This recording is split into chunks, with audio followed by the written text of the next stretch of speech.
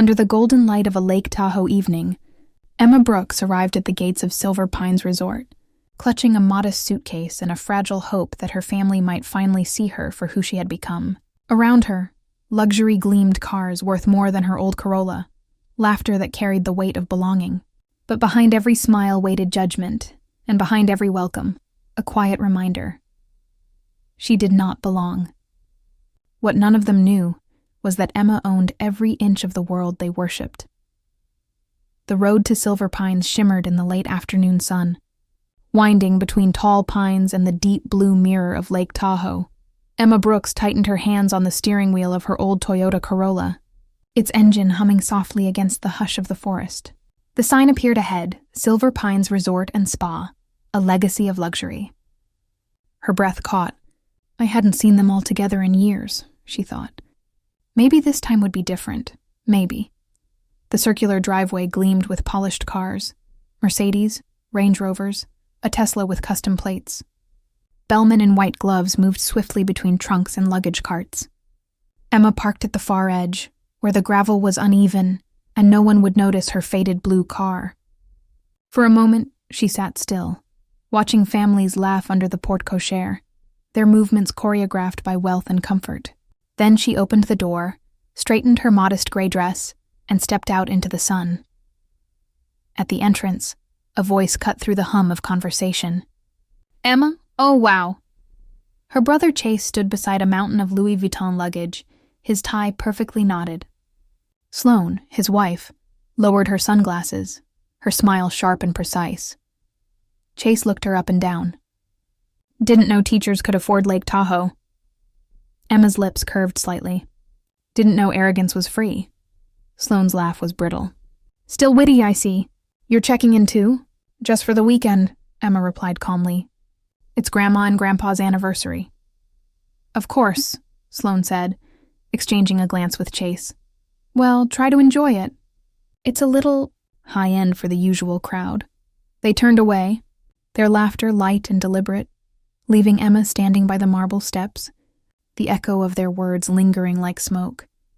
Inside the lobby, the air smelled of cedar and expensive candles. A grand chandelier spilled golden light across the polished floors. As Emma waited for her key, a familiar voice called out behind her. "Emma!" Haley, her younger sister, hurried over, her designer heels clicking against the tile. Her face brightened with a mix of affection and worry. "You look great," Haley said quickly. "I just wanted to say I'm glad you came." Emma smiled. "Thanks. It's good to see you too." Haley hesitated, twisting her bracelet. "I just worry about you, Em. This place isn't your scene. You know how everyone gets about money and appearances." The words were gentle, but they pierced anyway. Emma nodded. "You don't have to worry. I'll be fine." Haley's smile faltered. "Okay. I just didn't want you to feel out of place." Out of place. The phrase settled like a stone in Emma's chest. That night, the resort glowed with laughter and music spilling from the terrace. Couples danced, glasses clinked, and lake water shimmered beneath strings of golden lights.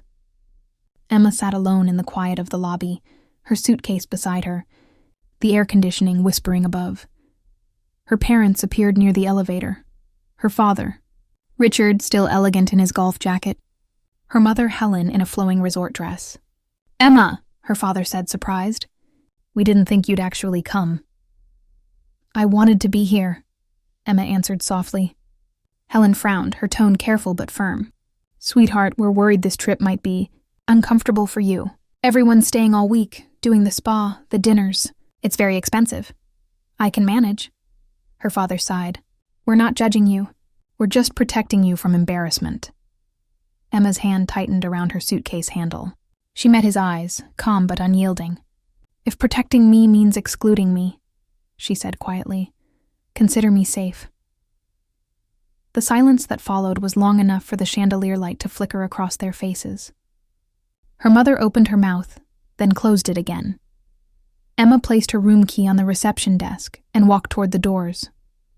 Outside, the night air was cool, carrying the faint scent of pine and lake water. She pulled her suitcase behind her, its small wheels whispering across the stone path. As she reached her car, she glanced back once. Through the glass walls of the lobby, her family stood together, polished, laughing, complete. Without her, Emma started the engine. The reflection of the resort lights glimmering in her rearview mirror like fragments of a world she no longer belonged to.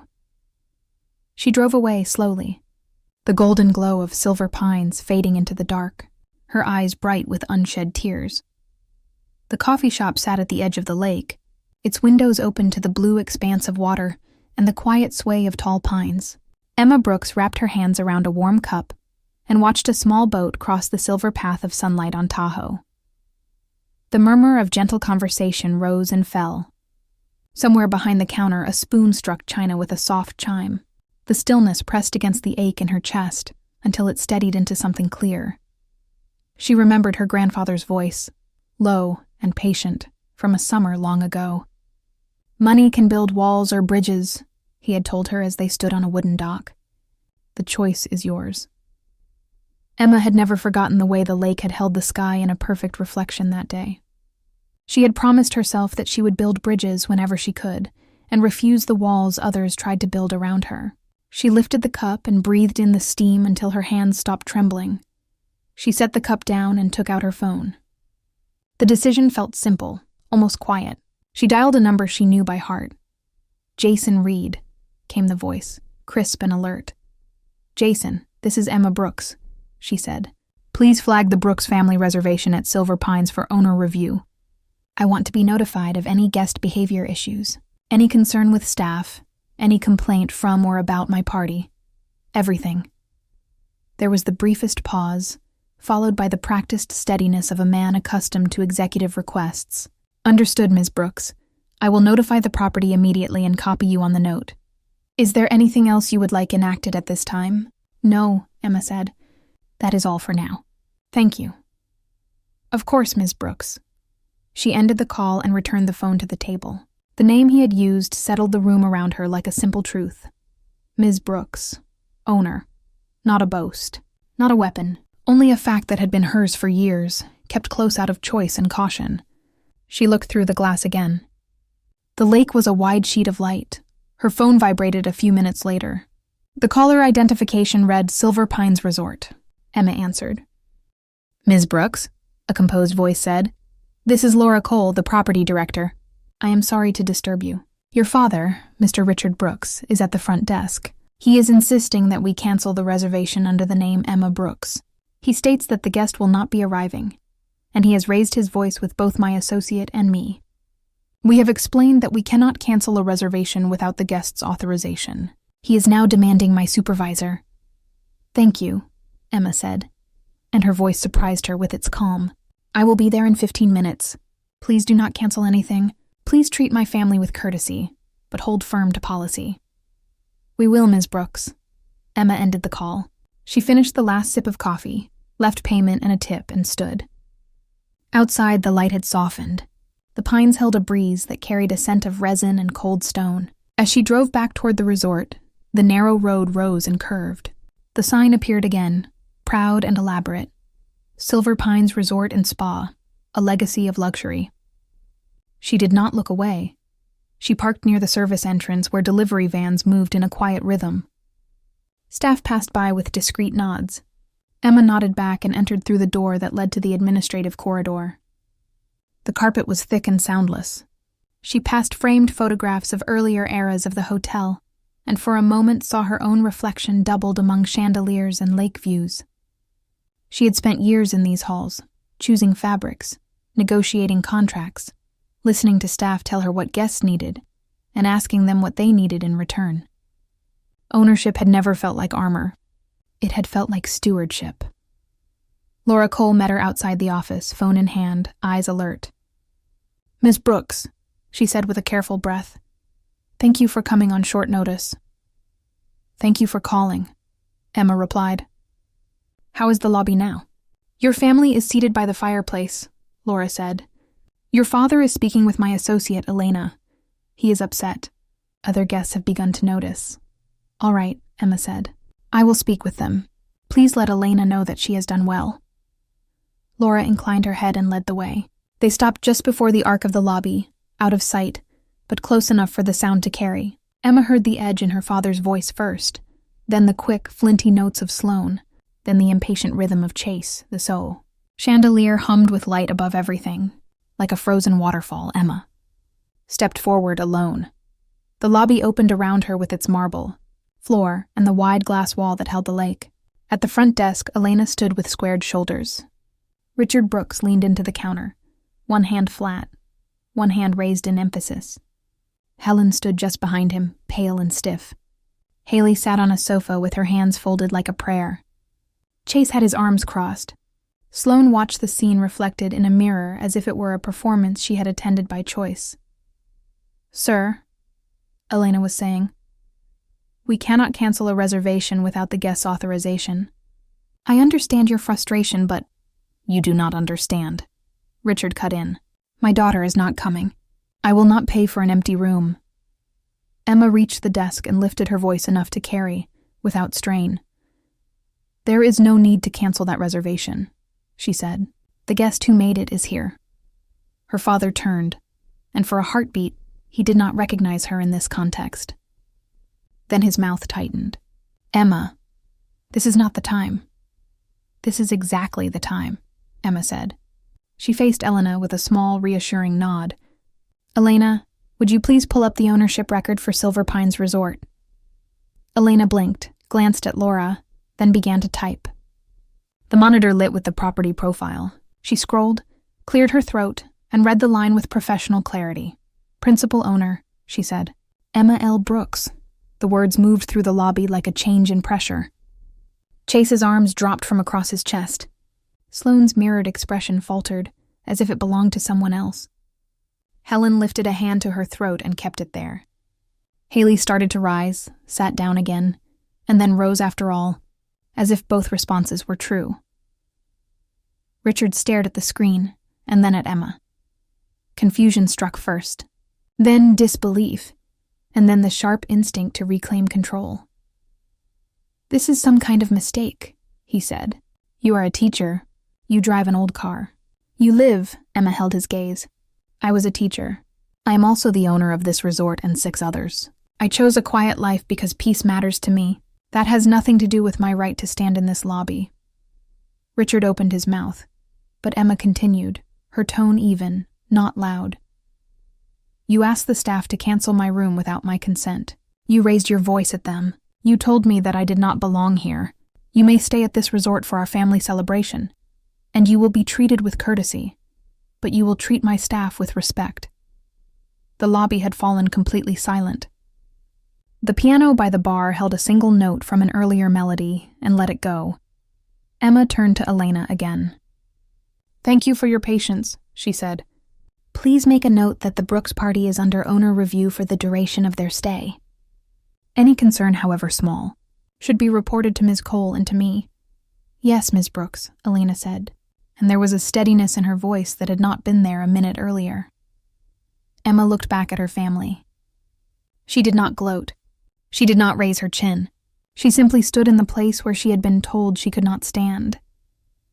"You told me I did not belong here," she said softly. "It appears you have been staying at my place." Silence held for one last breath, and then the chandelier seemed to burn a little brighter. The silence that followed felt heavier than any voice. The chandelier above seemed to tremble with the weight of unspoken words. For a long moment no one moved. Then Chase took a step forward, his disbelief turning sharp. "This is ridiculous," he said, forcing a laugh that never reached his eyes. "You expect us to believe that?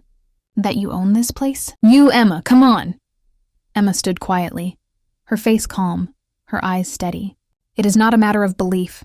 It is a matter of record." Sloane folded her arms, her voice brittle. "You could have told us. You let us think you were—" She stopped herself, but the word hung between them like smoke. "Small." Emma's tone softened. "I did tell you. Not in numbers or titles, but in the life I was building. You just did not want to hear it." Chase's expression hardened, pride fighting panic. "You think money changes anything? You think it makes you better than us? I think it reveals who we already are," Emma said. "It shows what matters when no one is watching." He shook his head and turned toward their father as if seeking confirmation of reality. Dad, say something. Richard Brooks, still pale, spoke slowly. This is some misunderstanding. Emma, you could not possibly have… Emma interrupted, quietly but with finality. I did. I bought the Silver Pines chain 3 years ago. I have spent every season rebuilding it. The staff you scolded today are the same people who helped me bring it back to life. Her mother, Helen, lifted a trembling hand to her chest. We just wanted to protect you, she whispered. We thought this world would hurt you. Emma looked at her mother and saw genuine fear there, not of money, but of losing control of what she thought she understood. You hurt me anyway, Emma said gently. Not with what you said, but with what you refused to see. Helen's eyes filled with tears. We only wanted what was best. For me, Emma replied, or for the image of me you preferred. The words broke something fragile in the air. Richard exhaled sharply, as if the truth itself was an insult. We raised you with values, Emma. With humility. Yes, she said, and I kept them. You mistake humility for silence. Chase's voice cracked. So what now? You get to lecture us because you have money? You think that makes you right? Emma turned to him. No, but pretending makes you wrong. He flinched. His hand went to his pocket, trembling slightly. The truth pressed at him until it escaped. You think you are the only one trying to hold everything together? You have no idea what it takes. The business, the loans, the pressure. I cannot let them see me fail. Not Dad. Not anyone. For the first time, his anger sounded like confession. The arrogance drained from his face, replaced by something raw and frightened. Emma's voice softened. You do not have to perform for love, Chase. That is not strength. That is fear. He looked away. The tension in his jaw broke, and he said nothing more. Richard's hand fell heavily on the counter. Enough of this. We came here to celebrate your grandparents. I will not have this family humiliated in public. Emma faced him fully now. The only humiliation here is how we treat one another. The guests nearby had fallen silent, pretending not to listen but unable to look away. The air smelled faintly of pine and polished marble. The world had narrowed to a few feet of polished floor and the fragile lines between love, pride, and shame. Helen whispered, Please, Emma, stop. Let us talk in private. Emma shook her head. No, because when we speak in private, you rewrite the story. You tell yourselves it was never that bad, that I misunderstood. This time, you will remember what you said and what you did.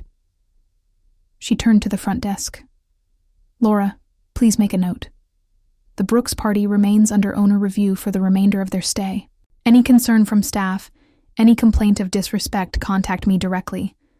Laura nodded. Understood, Ms. Brooks. Richard stepped forward, voice trembling with anger and disbelief. You would do that to your own family? Emma's gaze did not waver. You did it to me 2 hours ago. Her father froze, the truth hitting harder than accusation. Haley, who had been silent, rose from the sofa. Emma, she said softly, I am sorry. I should have stood up for you. I was just afraid to make it worse. Emma turned to her, her voice low but kind. You did not make it worse. Silence did. But thank you for seeing it now. Helen's tears fell freely. We did not know who you had become. Emma looked at them all, her brother, her mother, her father. You did not ask. You decided for me. You built a version of me that fit the story you liked best. And when I outgrew it, you called it rebellion instead of growth. Richard's voice cracked. You cannot talk to me that way. I am your father. You are, Emma said, and I love you. But love does not erase truth. It demands it. For a long moment, no one spoke. Even the piano player, sensing the current of emotion, set his hands quietly in his lap. Emma looked toward the large glass windows where the lake shimmered in late light. "You told me I did not belong here," she said softly. "You were right about one thing. I do not belong to your version of me anymore." She turned back to Laura. "Please ensure the staff take their breaks tonight. Double their gratuities from the resort fund. They deserve it." "Yes, Ms. Brooks." Chase's voice broke behind her. "Emma, wait." She stopped but did not turn. He said quietly, "I was wrong. All of us were. But please do not cut us out completely." Emma closed her eyes for a heartbeat. "You cut me out first." Her tone was not cruel, only final. "I am just living the peace you wanted for yourselves." She began to walk toward the elevator. The sound of her heels echoed in measured rhythm, calm against the chaos left behind. Guests turned away politely. Her family stood suspended in the light, a portrait of guilt and disbelief. As she reached the elevator, her reflection met her eyes in the mirrored doors, poised, composed, unbroken. The doors slid open with a soft sigh. Behind her, the last thing she heard was her mother's voice, fragile and small. "What have we done?" Emma did not answer. The elevator closed, sealing the silence. Inside, she let her breath out slowly, her pulse steadying. She leaned her head back against the mirrored wall. For the first time that day, her heart was quiet. She whispered, almost to herself. Peace was never about distance. It was about dignity. The elevator chimed. The doors opened to the top floor. She stepped out. The corridor bathed in golden light from the lake. Her suite waited at the end, the nameplate discreetly marked owner's residence. She walked toward it, the echo of the past fading behind her like a storm that had finally burned itself out. The suite was silent, except for the soft whisper of the lake beyond the window. Moonlight touched the glass, turning it silver, and the air carried the faint scent of pine drifting in from the water. Emma Brooks stood by the balcony, her reflection framed against the night. The chandelier below had gone dark. The laughter in the lobby had faded into the hush of midnight. For the first time all day, there was peace. Not the fragile kind born of avoidance, but the steady kind that came when truth had already burned its way through everything false. She closed the curtains and turned toward the bed. The exhaustion in her shoulders had settled deep, yet sleep still felt far away. Her thoughts moved like quiet waves, faces, voices, the look in her father's eyes when the truth had landed between them like broken glass. Then came the sound 3 gentle knocks at the door. Emma hesitated, then crossed the room. When she opened, the corridor beyond was bathed in soft golden light. Her grandmother, Grace Brooks, stood there, wrapped in a pale cardigan, holding 2 cups of steaming tea on a small tray. "I could not sleep," Grace said. "Thought you might need company." Emma stepped aside. "You always know when I do." Grace entered, the faint scent of chamomile following her. She set the tray down on the small table by the window and took a slow breath. "It has been quite a night," she murmured. "That is one way to describe it," Emma said with a tired smile. "Did you hear everything?" "Enough." Grace handed her a cup, then took the chair across from her. The porcelain was warm against Emma's palms. Outside, the lake shimmered faintly, a mirror to the quiet within the room. "I did not want it to happen like that," Emma said softly. "I did not want to humiliate them." Grace studied her for a moment. Her eyes, still bright with the sharpness of youth, softened. "You did not humiliate them, dear. You reminded them who raised you." Emma looked down at the tea. The steam rose and disappeared. "I just wanted to be part of them again," she whispered. "Not above them, not below them, just seen." Grace nodded slowly. People forget that love can turn into blindness when pride takes the wheel. They looked at you through the lens of what they feared, not who you were. Emma's voice wavered. Maybe I should have told them sooner. Her grandmother smiled. If you had, they would not have believed you. They needed to lose the comfort of their illusion before they could see the truth standing in front of them. For a long time, neither spoke. The clock ticked softly. The lake shimmered against the glass. Emma finally said, I stopped asking them to see me tonight. And somehow I feel lighter. Grace reached across the table and took her hand. Then you are free, darling. Emma met her eyes, and for a moment, she saw the reflection of her younger self. The quiet teacher, who once believed that humility meant silence, that love meant shrinking. Free, she repeated, as if testing the word on her tongue. It no longer felt like loneliness. It felt like air. Grace squeezed her hand gently. You built something extraordinary, Emma. Not just the resort, but yourself. That is what legacy truly means. Emma's eyes glistened, but her voice was steady. Do you think they will ever understand? One day, Grace said, when the noise of pride fades, all that remains is the echo of what was said in love and what was left unsaid. They will hear it then. A quiet laugh escaped Emma's lips. You always make it sound like life is poetry. Her grandmother smiled. It is, my dear. It is just that most people only learn to read it when they have lost the melody. Outside, the lake's surface rippled with the breath of wind. The two women sat together for a long time, drinking their tea in silence. When the first line of dawn began to pale the horizon, Grace stood and adjusted her cardigan. Get some rest, she said softly. You have done what needed to be done. Let the morning bring whatever it will. Emma rose and embraced her. Thank you, Grandma. Grace held her tightly. You have always had a quiet kind of strength. Tonight, everyone finally saw it. After the door closed, the suite felt warmer. The lake, no longer silver but faintly gold, glimmered through the window. Emma stood there until the light strengthened, painting the sky with soft pink and amber. By morning, the resort had awakened. The hum of voices returned, the clatter of dishes from the breakfast hall, the steady rhythm of a place alive again. Emma dressed simply, as she always did, and stepped into the corridor. When she reached the elevator, 2 housekeepers passed her. They smiled almost shyly. Good morning, Ms. Brooks, one said. Emma smiled back. Good morning. Thank you for your hard work. As the elevator descended, her reflection stared back at her. The same face, but different eyes, clear, composed, no longer seeking approval. The lobby came into view, filled with sunlight. Families gathered for breakfast. Laughter echoed where tension had lived the night before. Near the large windows, her family sat together at a table. Richard stirred his coffee in silence. Helen's eyes were red.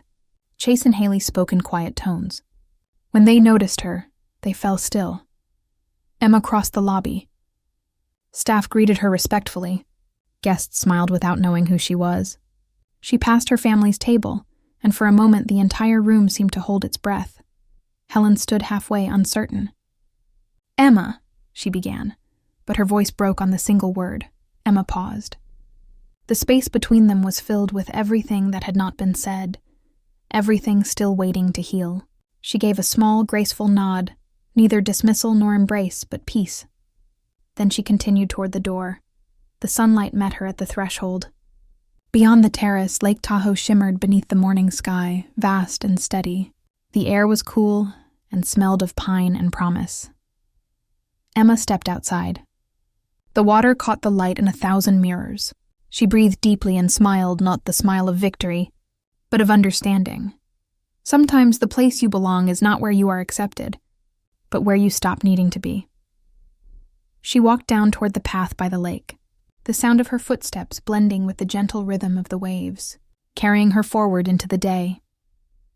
There are moments in life when silence speaks louder than any declaration, when the courage to walk away carries more weight than the need to be understood.